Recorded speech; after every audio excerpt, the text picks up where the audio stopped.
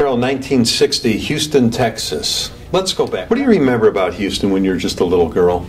I don't know, it was where I grew up. So, you know, from just a living standpoint, we lived out in Memorial, which was brand new then, and lots of wildlife, lots of snakes, and there were bayous and ditches, and, you know, just a very, very different, not so cosmopolitan as it is now.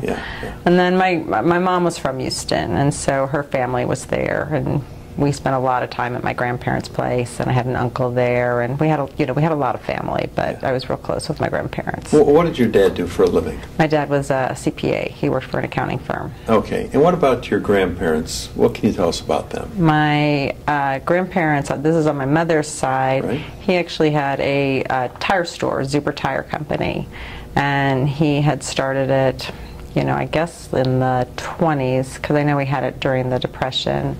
And he sold tires, although he sort of branched out when, you know, rubber was hard to get. I know, like, they sold refrigerators and some other things, but I mean, he had this store until he retired when he was in his late 70s, early 80s. Did they ever talk about how the Depression affected them? Did you ever hear any of those stories? You know, he wasn't so affected by the Depression, which I don't know if that's all of Houston, because Houston was just so growing and just so different than the Northeast, or if it was just him and what he did. But, you know, we did ask him, and I don't think he was really affected. Yeah. And what about your grandparents on the other side?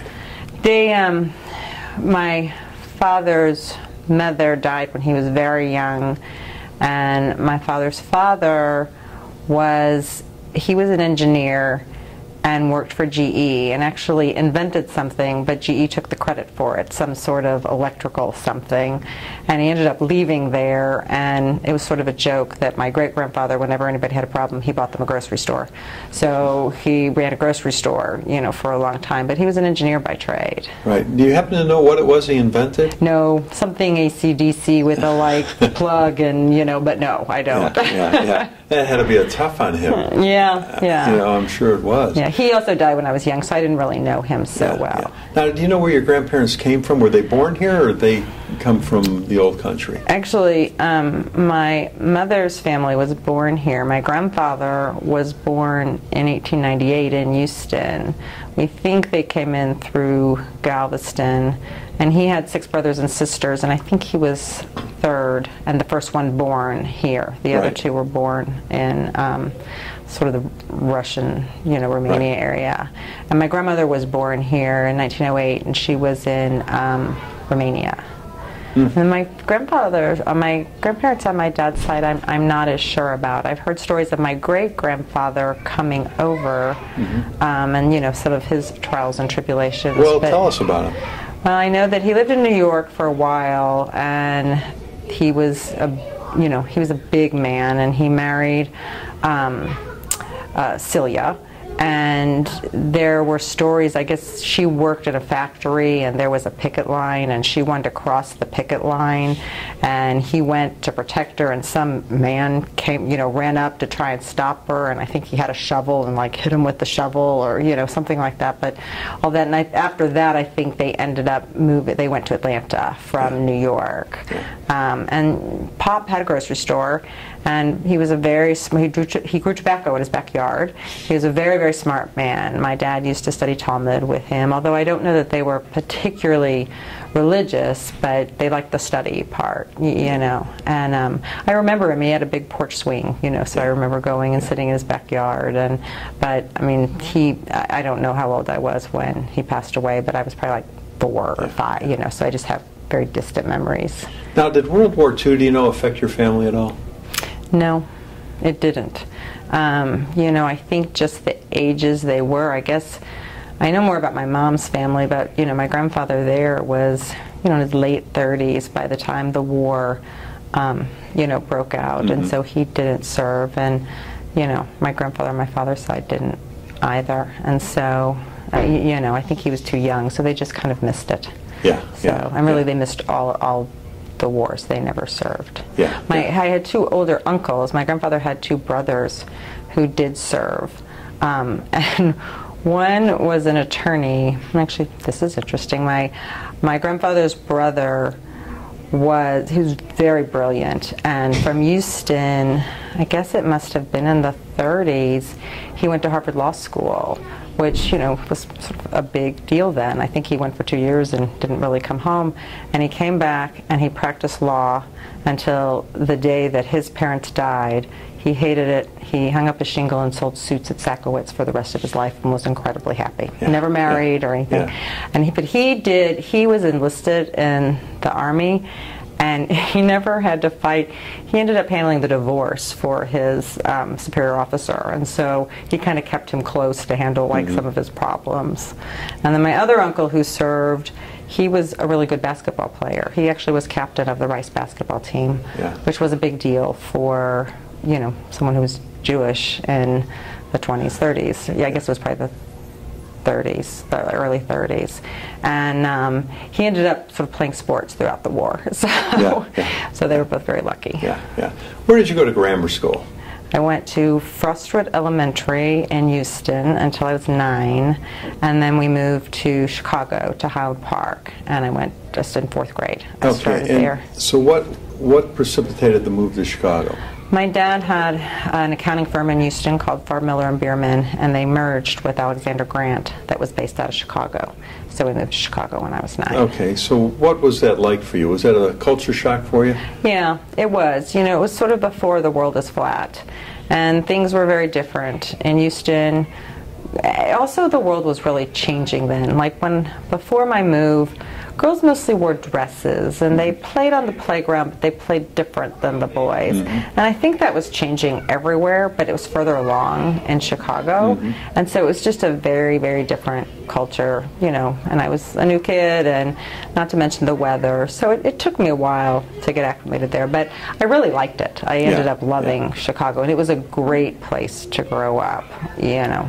In some ways, I missed having a lot of family because we didn't have family in Chicago, but particularly being Jewish, it was a really, really, you know, good place to grow up, more so than Houston that had a much smaller Jewish community. Yeah. Where'd you go to high school in Chicago? Highland Park High School. In Highland Park High School. What was high school life like for you?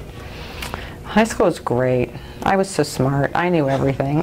You know, I just was, you know, I had a good group of friends, and, you know, people I'm still close with, and so that's nice. And we were in a suburb of Chicago, so we had a lot of freedom. It was kind of like being in a small town in a big city, and it was really nice. And you know, we had the sporting events, and homecoming was a big deal, and we would paint the windows. You know, there was Central, which was the main street in Highland Park, and you'd paint the windows for homecoming, and we had a kazoo band for the 4th of July parade, and there were fireworks. It was very small townish for being in such a big city, but then we'd go into the city, and we'd see Cub games, and we'd go to Second City, and we'd, you know, really take advantage of being in the city.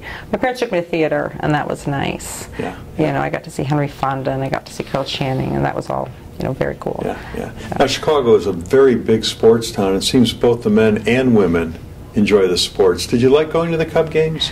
Yes, you know, it's funny, my father was not such a sports fan. My grandfather and my uncle are. I'm probably the biggest sports fan in my family. My daughter is a little bit, and my husband Mark, he likes it okay, but I'm probably the biggest sports fan. They actually watch the races a lot. Like, they used to go to the Kentucky Derby, and you know, they would go to the horse races. They'd go to New Orleans, and you know, and Chicago was a big sports town, and I did like that. But my father, you know, he watched football on Sundays and then fell asleep, but it wasn't his thing. You know? Who was your favorite Chicago Cub? That when I went to college, I had a roommate who was also from Chicago, just by coincidence. I didn't know her, and I think it was Dave Kingman. We had a picture of him in our dorm room, so she loved him. And there was someone else, Billy Buckner. Was that the other guy? Billy Buckner, Now, where did you go to college? To Tulane in New Orleans. Okay. Again, another big move for you. Yes. You know, talk to me about college life. College was good. New Orleans is such a different place that it was very interesting. I actually don't know that it was the best place for me, but I enjoyed it. I mean, you know, I mean, how can you not enjoy college? You know, and New Orleans was just so very, very different. You know, the people were very different. It was such a big party atmosphere. It was such a structured society. The blacks, the Creoles, the whole caste system there was just very, very different, which I didn't get so involved in because I was in college, although I did know some people from New Orleans, but it was just very interesting, right. Now, after you graduated, where did you wind up? Did you go to work? Had you gotten married? My parents moved to Atlanta when I was a freshman in college, and I never really loved Atlanta, and so I decided to come to Dallas. I always thought I'd go back to Atlanta just because I'm so close with family. So you graduated from Tulane, your family leaves Chicago and goes to Atlanta, and you decide to go to Dallas. Yeah. Where did that come from? I think Dallas, there was a TV show, it was really hot then. Dallas had more young people. There were people flocking here, and it was just really a great place to be. I went to work for a public accounting firm, and I had a friend who went to New York to work for a firm, all the big eight, and a friend who went to Chicago, and Dallas paid the highest salaries and had the lowest cost of living, and it just seemed like it would be fun. It was an adventure. Now, where did you meet Mark? In Dallas. Mark came after college in '81, and I came after college in '82, and I think we met in '85. Maybe we had met a little bit before then, but not really, but we started dating in '85. Okay, when did you guys get married? '86. Okay, and then where did you settle down? Here in Dallas. Right, yeah. Actually, we've lived in 3 houses all within 2 miles of each other. We've never really strayed very far. Yeah. And what business is Mark in? Mark is, he does residential real estate. He has a property management and leasing company. Okay. And for residential real estate. Okay. And then did you go to work, or did you raise a family? I worked. I always worked. I was in public accounting for 2 years, and then I went to work for Trammell Crow, and I was there for 18 years. Sort of on the commercial side, doing finance and asset management, a lot of development across the country. And I left there after 18 years, as I said, and I took a little bit of time off, and now I work for 3 guys who also left Crow, called Inventions. So I work with them now. Okay. And talk to me about the Jewish community here for you. What's your involvement now? Oh, we're very involved. Perhaps a little bit too involved. But I love the Jewish community. I really like being part of a community. And it's funny, my sister's in Atlanta, and just, sort of comparing the Dallas community to other Jewish communities that I know of. We have friends in different cities. Dallas is sort of easy to get your arms around. You can really participate in it and understand it, and we're not as spread out as other people are. So, both my husband and I are very active in the Federation.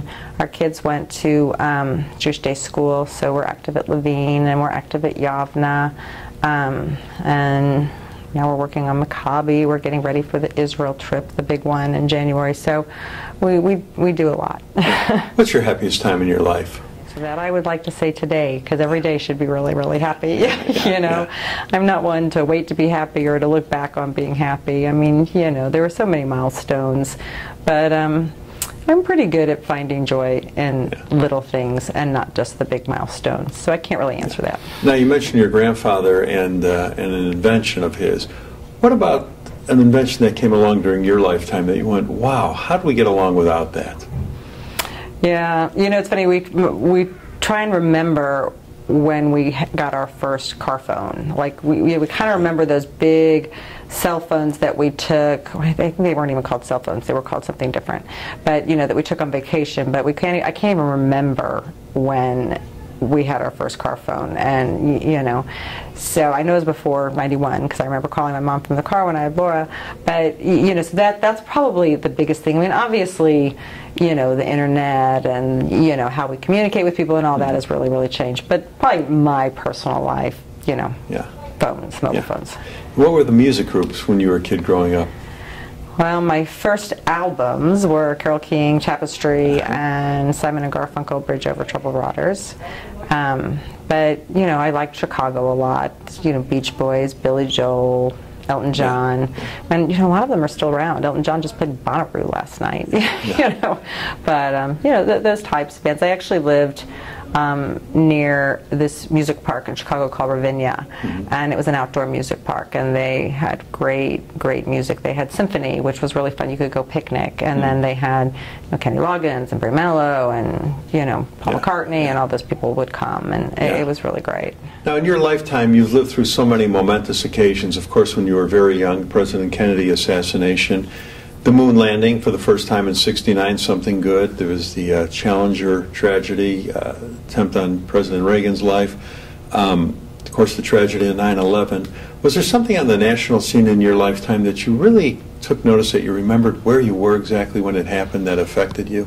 Well, 9/11. I mean, most of the other events, it's funny, you talk about I was sort of young. Kennedy, I was way too young.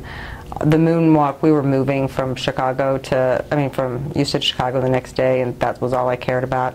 And Nixon resigned, and they had the trials, and all I cared about was all my TV wasn't on. So that's that was the extent of my concern over all of that. But 9/11 was a big deal for our family. We had family in New York at the time, although we don't know anyone who was, touched by it, which is very lucky. But I think we realized when it happened how monumental it would be, and it was that has to be the turning point. It changed our lives, I guess I would say.